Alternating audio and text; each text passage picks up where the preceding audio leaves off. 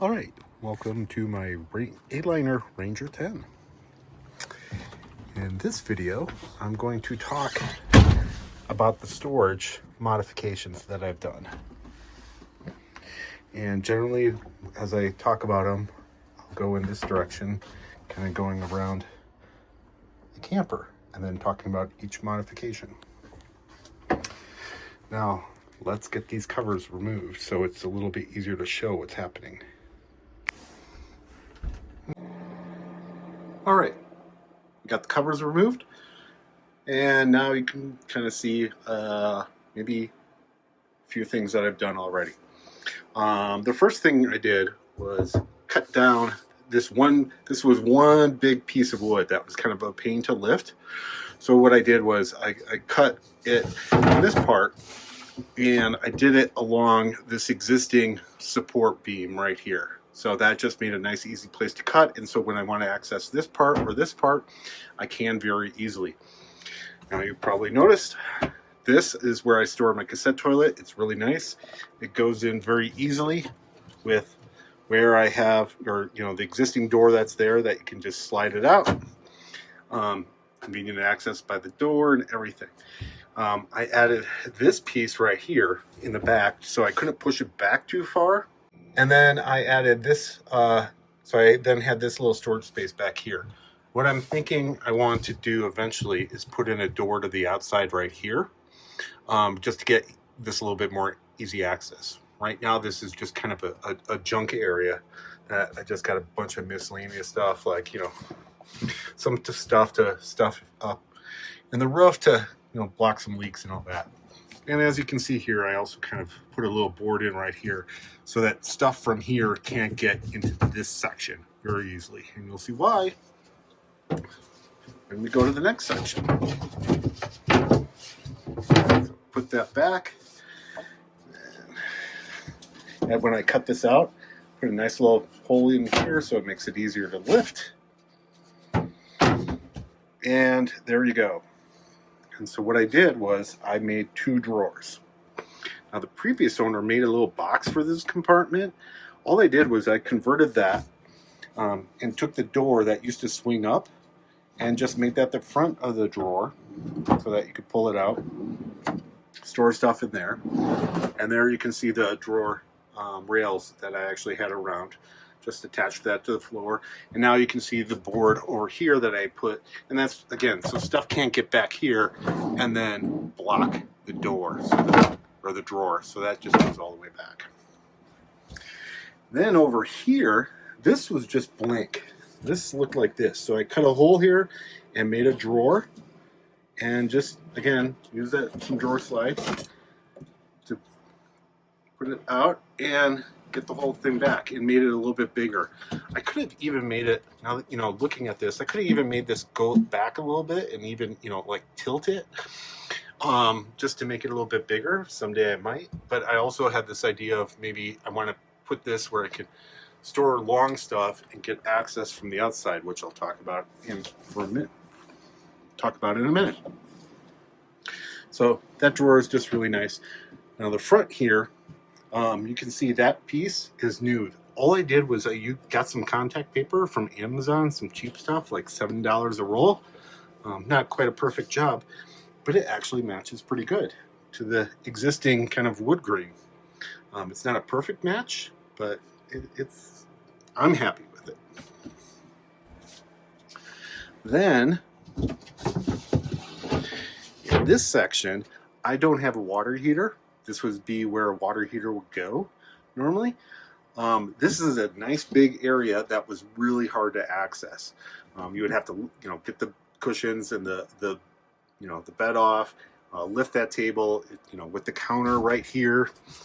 It was very hard to get to, and so I felt it was wasted space. Well, now I put this door out here, made it very, measured it very quickly, or very cleanly, to make sure it would fit in that spot, and we'll take a look at it on the outside in a little bit. But now I pretty much store all the curbside stuff over there. I have some blocks, and this is where, just that, the tire chokes, that kind of stuff I put all back in here. These are some bags from my hookups, which I'm currently hooked up now, so they're empty, but this space fills pretty quick, and it's a great way to utilize this big space. Okay, now we're going to look at the cabinet that has the stove top, the sink, the refrigerator, and the heater. So in this area, or just a door, and then it was just this big empty space around it.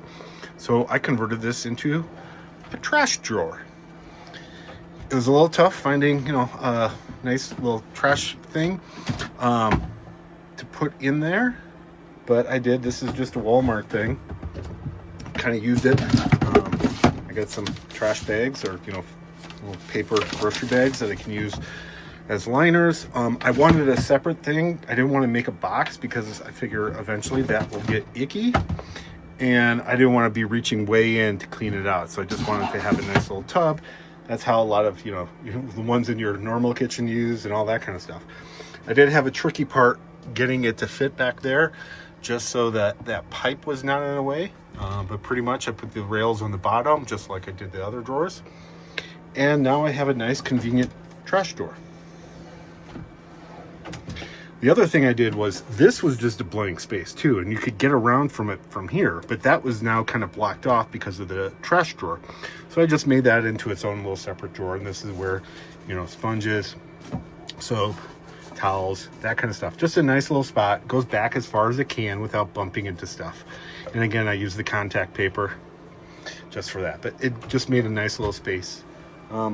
Very convenient to use. Okay, with this corner, I really didn't do much, but I do have one thing that I just want to show you. So let's take a look. All right. So kind of like earlier, others pointed this out.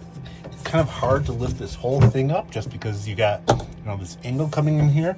So just make a cut along the beam that supports that. Put a new hole in, and there you go. We got nice easy access, and you can lift this panel out super easily. Haven't done, at least storage wise, much with this, just because I do plan on keeping the water tank, because I do tend to use it when I'm boondocking rather than other things. And I did a lot with the 12-volt electrical, but I'll probably talk that in another video. You might notice I got some holes in the floor, and my table is not normal. So what I did was I converted it, and now I kind of can spin my table, have it kind of in different positions the way that I want to. Let me try it back out a little more so you can see. Either have it close in a more kind of a working position, so I can have like a laptop here and and working, or I can push it back or completely out to the side, like that, in different positions. So if I want to put up my feet, have something over here, I can. Still two people sort of having a meal. What's really neat is I actually put this thing in the exact middle, and two of the screws are in the same screw pattern as what you see down on the floor. They use the exact same holes. I might adjust this so that it's a little bit farther away when it's kind of up against the wall. That's almost a little too close, while this one is a little bit too far. So I'm thinking about maybe adjusting it just a few inches more this way. But it also just makes it so you can easily get out of there. This was just like a $50 purchase off of some generic Chinese website. I know there's more expensive versions of this. I just went with a cheap one to see what I liked. You can make various adjustments, that sort of thing. Look these tables up, they're kind of nice. The only thing is I wish this part you could move like back and forth. That would make this super convenient. So I don't know, we'll see how this goes. All right, now let's talk about this. Okay, I just took the cover off. Really, I didn't do a whole lot. you can kind of see the bracing that I put in. This board's a little extra nice and thick board, because you know, putting a full weight on this table kind of caused this to bend back and forth, which made the table wiggly, so I added extra bracing there. Other than that, this space is pretty much as is. I might have some future ideas for it, but this is again where I tend to put a lot of the curb side stuff, so like, you know, my grill, lanterns, I got, you know, power tools, axe, that kind of stuff back here. You know, just things that you tend to use on this side of the camper. Okay, now we're going to talk about this, this central cabinet here. Probably doesn't look too much different than what you've seen, but you open it up and look at that. I got some drawers. So this is kind of my, you know, forks, spoons, knives, miscellaneous stuff, bigger utensils, kind of a miscellaneous junk drawer, that kind of thing. Got lighter, that kind of stuff. All nicely accessible in here. Below this is kind of my pantry. So I got, you know, various stuff, all the good stuff in here. And then keep that door open. Okay, so now open that up and look. This is where I keep my plates, you know, some other small flatware. You know, it's a pretty shallow drawer, but it works.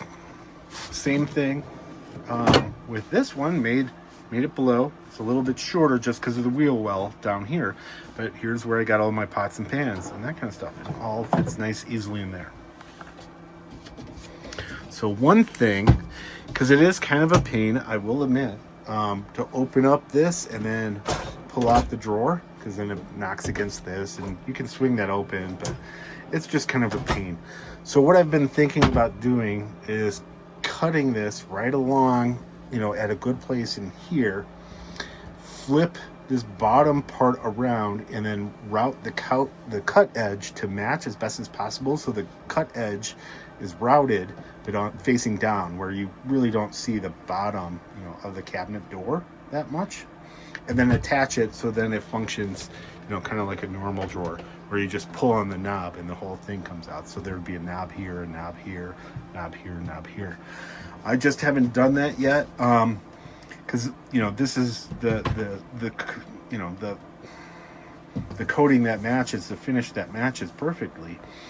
I just don't know how to finish that bottom, so I was thinking of maybe just trying to do some paint matching, you know, just have it a nice brown color, or maybe even just paint it black but not get the black.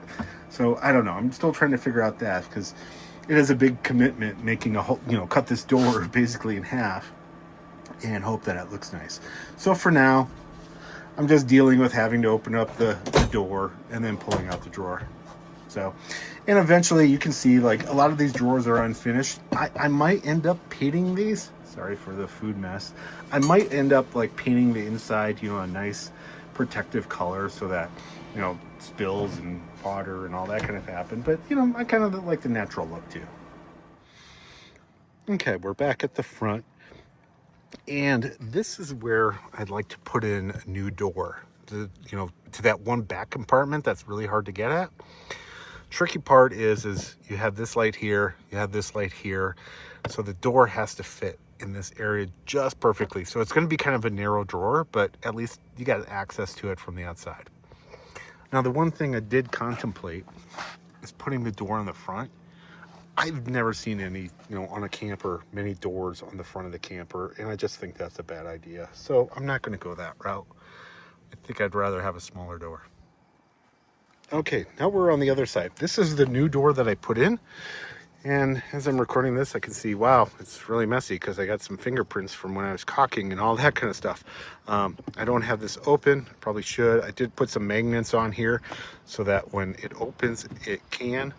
And then I got the shower door right here. So as you can see, I tried to fit this as best as I can, you know, with what I was working with, to make that door basically as, you know, as big as it would fit. Now, the thing that I've been thinking about is this shower door is kind of a pain. It's 2 knobs. I don't have a water heater, so it's a lot of wasted space if you ask me. So I've had this idea of just taking this out and taking this out and making this one big door, which would be great to give me access. Now, I would still want an outside shower, but what I would do is probably put a quick connect plug that's closer to like, you know, just where most of the water is, so it's not going all the way across here, and just, you know, be able to have a nice little plug somewhere, plug that in, and just have my quick connect, you know, cold water plug. I don't know. I haven't committed to that yet, but I'm really thinking about it. All right, I opened up the door, locked it, so now you can just kind of see, you know, nice big door that you can get at all the stuff that you kind of need on this side of the camper. Nice and easy to get to. Nice, good seal, all that. Okay, now we're on that back corner over here. This is an original door, just so you can kind of see where we're at. Original door, I have it unlocked. What I did add was the magnets, just so that kind of like makes it easier to hold the door open, and then you get all of this side of the camper stuff. Again, you know, I got some propane stuff if I want to hook up my outside grill to the big tanks, some other miscellaneous tools, you know, wood axe, that kind of stuff over on this side. And if I were on the other side to make that hole bigger, that other door is slightly bigger than this door. If I were to replace that other side, take that door and move it over here. What's also nice is then potentially they would also use the same key. So I want to have a different key for this door versus that door. So that's one of the reasons I'm really thinking about that. And that is it. See you in the next one.